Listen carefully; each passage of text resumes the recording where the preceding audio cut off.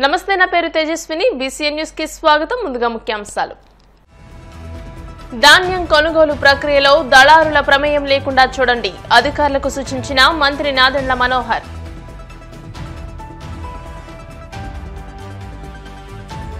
కాకినాడలో సందడి చేసిన హీరో బాలకృష్ణ, హీరోయిన్ సంయుక్త మీనన్. బంగారం కొంటే ఖర్చుగా భావించొద్దని బిడ్డలకు ఇచ్చే ఆస్తి అంటూ వ్యాఖ్య.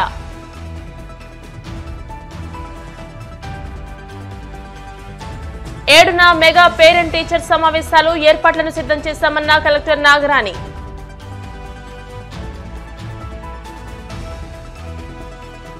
కాకినాడ సెస్ భూముల విషయంలో మాపై ఆరోపణలు సరికాదు, కూటమి ప్రభుత్వ ఆరోపణలు తిప్పికొట్టిన మాజీ మంత్రి కన్నబాబు.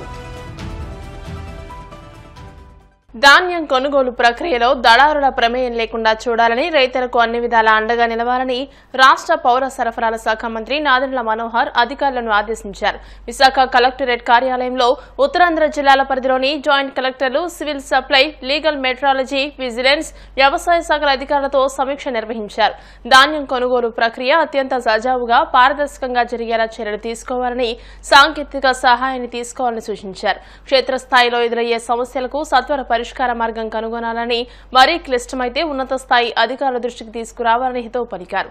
జిల్లా స్థాయిలో కంట్రోల్ రూమ్ ఏర్పాటు చేసుకోవాలని, రైతులు అధికారులతో కూడిన కమిటీని కూడా నియమించుకోవాలని సూచించారు.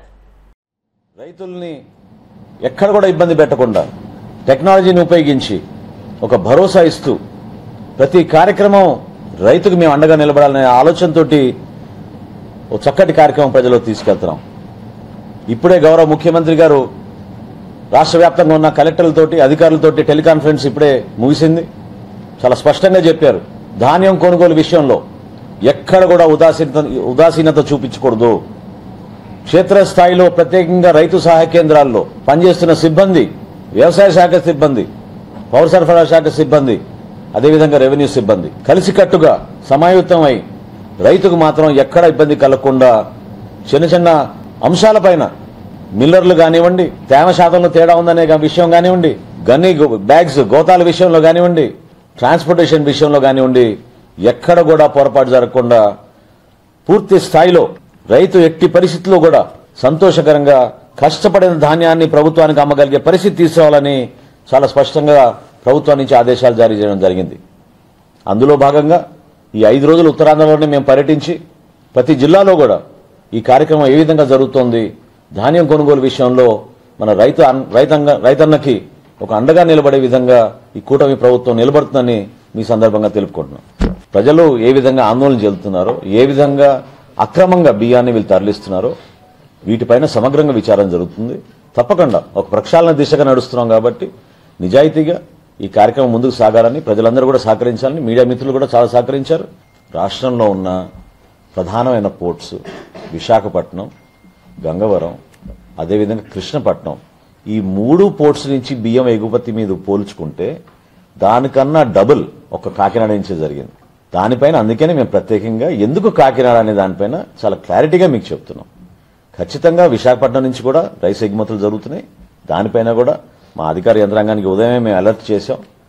ఇదే కాదు, చట్టంలో మార్పులు తీసుకొచ్చాం.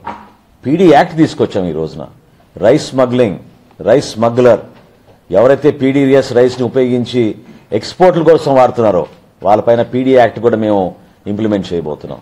సో తప్పకుండా ఇవన్నీ బయటకు వస్తాయి. ఒక్క పోర్టు మీదనే కాదు, ఇక ఒక వ్యక్తి గురించి కానే కాదండి. ఇది ఖచ్చితంగా ఒక ప్రక్షాళన జరగాలి.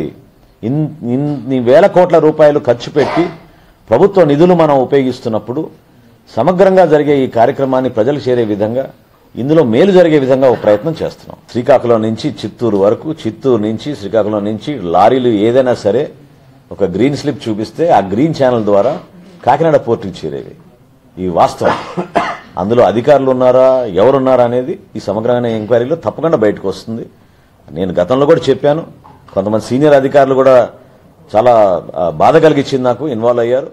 ఆ విచారణలో ఖచ్చితంగా ఇవన్నీ బయటకు. తిరుచానూరు పద్మావతి అమ్మవారి కార్తీక బ్రహ్మోత్సవాల్లో చివరి రోజున జరగనున్న పంచమి తీర్థానికి అన్ని ఏర్పాట్లు పూర్తి చేసినట్టు టీటీడీ ఈవో జె శ్యామలారావు చెప్పారు. అలిపిరి నుంచి శ్రీవారి సారి ఊరేగింపు మార్గాన్ని EO TTD JEO Veerabrahmam, Tirupati జిల్లా ఎస్పీ ఎల్ సుబ్బారాయుడు తదితర ఉన్నతాధికారులతో కలిసి పరిశీలించారు. వేగా జ్యువెలర్స్ 4వ షోరూం కాకినాడ బాలాజీ చెరువు సెంటర్లో గురువారం సాయంత్రం ఘనంగా ప్రారంభమైంది. ముఖ్య అతిథులుగా హాజరైన జ్యువెలర్స్ బ్రాండ్ అంబాసిడర్ సినీ నటుడు హిందూపురం ఎమ్మెల్యే నందమూరి బాలకృష్ణ, ప్రముఖ సినీతార సంయుక్త మీనన్తో కలిసి షోరూంను ప్రారంభించారు. అనంతరం ఏర్పాటు చేసిన మీడియా సమావేశంలో నందమూరి బాలకృష్ణ మాట్లాడుతూ బంగారం అంటే ఖర్చు మాత్రమే కాదని అది భవిష్యత్ తరాలకు సంపదని అన్నారు. సంస్థ షోరూం ప్రతినిధులు వనమా నవీన్, వనమా సుధాకర్లు మాట్లాడుతూ ఎన్నో ఏళ్లుగా తమ వేగా జ్యువెలర్స్ ఏపీ, తెలంగాణ రాష్ట్ర ప్రజలకు నాణ్యమైన బంగారు ఆభరణాలు అందజేస్తున్నట్టు తెలియజేశారు. ఈ కార్యక్రమంలో కాకినాడ సిటీ ఎమ్మెల్యే వనమాడి కొండబాబు, నగరానికి చెందిన ప్రముఖులు పాల్గొన్నారు. వేగా జ్యువెలర్స్ ఈ 4వ బ్రాంచ్ కాకినాడలో ప్రారంభోత్సవం చేయడం నేను సంయుక్త మీనన్ గారు ఇద్దరు చేతుల మీదుగా ఇది ఎట్లా ప్రారంభమైందో కానీ మా ఈ యొక్క అనుబంధం అంటే మహిళల ఆభరణాలు, వాళ్ళకి కావాల్సిన అన్ని ఆభరణాలు కూడా సింగిల్ విండో సిస్టమ్ లాగా అన్ని ఒకే కప్ కింద లభ్యమయ్యేటట్టు, ఎక్కువ బరువు కాకుండా, అంటే ఏంటి బరువు అంటే మా ఆడ వేసుకునే వాళ్ళకి బరువు కాకుండా కొన్ని వాళ్ళకి ఎక్కువ బరువు కాకుండా 4 అంతస్తుల ఈ భవనాన్ని ప్రారంభించడం జరిగింది. ఈరోజు చూస్తున్నాం మనం చాలా ప్రతి అంగుళంలో కూడా ఎంతో అక్కడ దొరికే వస్తువులే కాదు, ఆభరణాలే కాదు, అంటే మొదటి ఫ్లోర్లో బంగారం, 2వ ఫ్లోర్లో మరి వజ్రాలు, 3వ ఫ్లోర్లో ఏమో యాంటిక్ ఐటమ్స్, ఇలా 4 అంతస్తుల భవనం ఎంతో తలమానికి ఇంకా మన కాకినాడకి పట్టణానికి. సరే అక్కడెక్కడో నేను పుట్టిన 4వ బ్రాంచ్ ఇది. మొదటి బ్రాంచ్ అక్కడ హైదరాబాద్లో, 2వ బ్రాంచ్ విజయవాడ, మళ్ళీ 3వ బ్రాంచ్ నా చేతుల మీదుగా విజయవాడలో ప్రారంభించడం. అలాగే ఇక్కడ ఈ 4వ బ్రాంచ్ ఇక్కడ కాకినాడలో, అంటే ముందు పుట్టినిల్లు, ఆ తర్వాత ఇక్కడ మెట్టినిల్లు. మా మామగారిది ఇక్కడే కాకినాడ, అంతే కదండి. మహిళలకి ఇలా మెట్టినిల్లు, మగవాళ్ళకి ముందు మెట్టినిల్లు. ఎప్పుడు అత్తారిల్లు అంటారు. మా అత్తగారిది కృష్ణా జిల్లా, మా మామగారిది ఇక్కడ తూర్పుగోదావరి జిల్లా కాకినాడ, అంటే అక్కడ బాబరు కపిలేశ్వరపురం దగ్గర. అదే వాళ్ళు చెప్తున్నారు, గోదావరి జిల్లా అంటే వాళ్ళ ప్రజల యొక్క వాళ్ళ యొక్క అభిమానం, వాళ్ళ యొక్క ప్రేమ వాత్సల్యం, అలాగే నిర్మోహమాటం, ఏమన్నా కొండ బద్దలు కొట్టినట్టు మాట్లాడే స్వభావం నీళ్ళల్లో ఉందనుకుంటే గోదావరి నీళ్ళల్లో. అలాగే వెటకారం, అదే ఇక్కడ పుట్టుంటుంది వెటకారం అన్న పదానికి అర్థం. మా మామగారు ఆయన ఉన్నప్పుడు కూడా ఎంతో ఇప్పటికీ ఇక్కడికి వెళ్ళా మనం కట్టడి చూపిస్తున్న అభిమానానికి ఎంతో నా కృతజ్ఞతలు తెలియజేసుకుంటున్నాను. వేగా జ్యువెలరీతో ఈ యొక్క బాలయ్య గారితో ప్రారంభం చేయడం నా అదృష్టం. వేగా జ్యువెలరీతో మనం ఒక యాడ్ ఫిల్మ్ చేసాము. అప్పుడు నేను ఇక్కడ ఉన్న డిజైన్స్ ఇవన్నీ నేరుగా చూసి personally I loved it a lot. ఈ డిజైన్ స్పెషాలిటీ ఏంటంటే చాలా గ్రాండ్ గా కానీ లైట్ గా. ఎవరో అడిగారు ఈ బంగారం ప్రైస్ పెరుగుతుంది, బట్ ఒక ఆడవాళ్ళ డ్రెస్ చేస్తే అది ఫుల్ గా కనపడాలి బంగారం వేస్తే. సో ఈ designs are very beautifully done that అది ఫుల్ గా కనిపిస్తుంది. So that is the best thing that I found in Vega. అంతే, ఇంకేం లేదు. 4 ఫ్లోర్స్ ఉన్నాయి. ఒక ఫ్లోర్ లో డైమండ్, ఒక ఫ్లోర్ లో యాంటిక్, ఒక ఫ్లోర్ లో గోల్డ్. కలెక్షన్స్ చాలా బాగున్నాయి. ఈ బ్రాండ్ తో వేగా జ్యువెలరీస్ ఇంకా సక్సెస్ అవ్వాలి, ఇంకా పైకి వెళ్ళాలి. తల్లిదండ్రులు తమ పిల్లలు చదువుతున్న పాఠశాలల్లో వసతులు, విద్యా బోధనను మెరుగుపరిచే నిమిత్తం ఈ నెల 7వ తేదీన నిర్వహిస్తున్న మెగా పేరెంట్ టీచర్స్ సమావేశాల్లో పాల్గొని విజయవంతం చేయాలని పశ్చిమ గోదావరి జిల్లా కలెక్టర్ చంద్రవాడ నాగరాణి కోరారు. మెగా పేరెంట్స్ టీచర్స్ సమావేశాల నిర్వహణ ఏర్పాట్లపై అమరావతి నుంచి రాష్ట్ర పాఠశాల విద్యాశాఖ ప్రత్యేక కమిషనర్ కోనా శశిధర్ అన్ని జిల్లాల కలెక్టర్లతో వీడియో కాన్ఫరెన్స్ నిర్వహించినట్టు తెలిపారు. ఈ వీడియో కాన్ఫరెన్స్ అనంతరం కలెక్టర్ నాగరాణి మీడియాతో మాట్లాడుతూ ప్రభుత్వ పాఠశాలలో విద్యా బోధనలో నాణ్యతను పెంచడంతో పాటు మెరుగైన వసతులు కల్పించే లక్ష్యంతో ఈ నెల 7వ తేదీన అన్ని ప్రభుత్వ పాఠశాలల్లోనూ తల్లిదండ్రులు, ఉపాధ్యాయుల ఆధ్వర్యంలో సదస్సులు నిర్వహించనున్నట్టు తెలిపారు. రాష్ట్ర వ్యాప్తంగా మెగా పేరెంట్ టీచర్ కాన్ఫరెన్స్ ఈ నెల 7వ తారీఖున ప్లాన్ చేయడం జరిగింది. దానికి అనుగుణంగా మన జిల్లాలో కూడా 7వ తారీఖున ఈ మెగా పేరెంట్ టీచర్ కాన్ఫరెన్స్ని ఒక పండుగ వాతావరణంలో జరగడానికి కావాల్సిన చర్యలన్నీ కూడా చేపట్టడం జరిగింది. ఈ కాన్ఫరెన్స్ ముఖ్య ఉద్దేశం ఏంటంటే గవర్నమెంట్ స్కూల్స్లో చదువుతున్న విద్యార్థుల యొక్క తల్లిదండ్రులు వచ్చి ఇక్కడ స్కూల్ యొక్క డెవలప్మెంట్ ఎట్లా ఉంది, పిల్లల యొక్క చదువు ఎట్లా ఉంది అనేది స్వయంగా వారు పార్టిసిపేట్ చేసి వారు చేసుకుంటున్న ఒక పండగ ఇది. దీని ద్వారా మన స్కూల్ యొక్క పనితీరుని, పిల్లల యొక్క భవితని మెరుగుపరుచుకోవడం జరుగుతుంది. ఈ విధంగా అంటే పేరెంట్స్ని, తల్లిదండ్రులు పెద్ద ఎత్తున ఈ ప్రోగ్రాంలో పార్టిసిపేట్ చేయడానికి జిల్లా స్థాయిలో, గ్రామ స్థాయిలో అధికారులందరికీ కూడా ముందే మనం చెప్పడం జరిగింది. విద్యార్థులు కూడా ఇన్విటేషన్స్ స్వయంగా తయారు చేసి ఈ పేరెంట్స్కి మరియు ఆ ఊర్లో ఉన్న పెద్దలకి, పాత స్టూడెంట్స్కి అందరినీ కూడా పిలిచి ఇది ఒక ఇంపార్టెంట్ ప్రోగ్రాంలో చేయడం జరుగుతుంది. అవి వచ్చిన ఆ పేరెంట్స్కి క్లాస్ వైజ్ టీచర్ ఎవరు ఉంటారో వారు స్టూడెంట్ వైజ్ వారి యొక్క ప్రోగ్రెస్ని స్వయంగా వివరిస్తారు.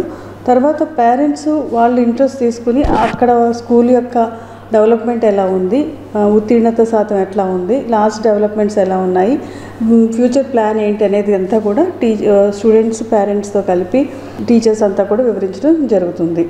మనకి స్కూల్స్లో, ప్రభుత్వ పాఠశాలలు అంటే చాలామంది మిడిల్ క్లాస్, బడుగు వర్గాల పిల్లలు అందరూ కూడా చదువుతారు. అక్కడ ప్రభుత్వం ఎంతో ఖర్చు చేస్తుంది. అయితే పిల్లల యొక్క కనీస సామర్థ్యాలు పెంచడానికి, అవుట్కమ్ బేస్డ్ ఎడ్యుకేషన్ని ఇంప్రూవ్ చేయడానికి పేరెంట్స్ యొక్క పార్టిసిపేషను స్కూల్ డెవలప్మెంట్లో ఉంటే కనుక మరింత అభివృద్ధి సాధించడానికి వీలవుతుంది అన్న ఉద్దేశంతో రాష్ట్ర ప్రభుత్వం, మన గౌరవ సీఎం గారు, మన గౌరవ ఉన్నత విద్యాశాఖ, మన రాష్ట్ర ప్రభుత్వం ఈ కార్యక్రమాన్ని ప్లాన్ చేయడం జరిగింది. దానికి అనుగుణంగా మనకి జిల్లాలో ఉన్న 20 మండలాల్లో 1430 స్కూల్స్లో కూడా ఈ ప్రోగ్రామ్ని ఒక పండుగ వాతావరణంలో చేయడానికి కావాల్సిన ఏర్పాట్లన్నీ చేయడం జరిగింది. ప్రజా సమస్యల పరిష్కారం కోసం రాష్ట్ర ప్రభుత్వం ప్రతిష్టాత్మకంగా రెవెన్యూ సదస్సులు నిర్వహిస్తోందని, ఈ అవకాశాన్ని ప్రజలు సద్వినియోగం చేసుకోవాలని గూడూరు సబ్ కలెక్టర్ రాఘవేంద్ర మీనా తెలియజేశారు. తిరుపతి జిల్లా గూడూరులోని సబ్ కలెక్టర్ కార్యాలయంలో తహసీల్దార్లు, ఎంపీడీఓలు, వివిధ శాఖల అధికారులతో, ఉన్నతాధికారులతో వీడియో కాన్ఫరెన్స్ ను నిర్వహించారు. గూడూరు సబ్ కలెక్టర్ రాఘవేంద్ర మీనా మీడియాతో మాట్లాడుతూ ప్రధానంగా గ్రామీణ ప్రాంతాల్లో రెవెన్యూ సమస్యలు ఎక్కువగా ఉన్నాయని, వాటిని పరిష్కరించేందుకు జనవరి 6వ తేదీ వరకు రెవెన్యూ సదస్సులు ఏర్పాటు చేస్తున్నట్టు తెలిపారు. గ్రామీణ ప్రాంత ప్రజలు ఆయా గ్రామాల్లో జరిగిన రెవెన్యూ సదస్సుల్లో పాల్గొని వారి సమస్యలను అధికారుల దృష్టికి తీసుకువస్తే వీలైనంత త్వరగా వాటిని పరిష్కరిస్తామని తెలియజేశారు. మన ప్రభుత్వం నుంచి రెవెన్యూ సదస్సులు ఈ ప్రోగ్రామ్ కోసం అనౌన్స్ చేయడం జరిగింది. రెవెన్యూ సదస్సులు మీ అందరికీ తెలుసు.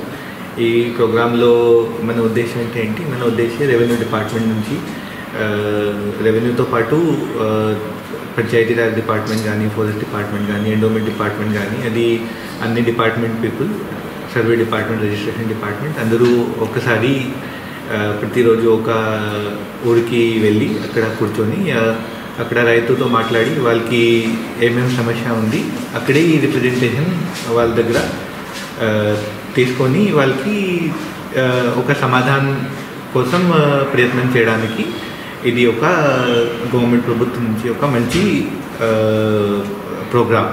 దీంట్లో ఆల్రెడీ నిన్న ఆనరబుల్ రెవెన్యూ మినిస్టర్ గారు, honourable special chief secretary sir Sisodia sir, CCLA madam గారు నుంచి ఒక ఇన్స్ట్రక్షన్ వచ్చింది. ఆ ఇన్స్ట్రక్షన్ తర్వాత కలెక్టర్ గారు కూడా ఒక వీడియో కాన్ఫరెన్స్ తీసుకొని అందరికీ ఒక ఇన్స్ట్రక్షన్ ఇచ్చారు.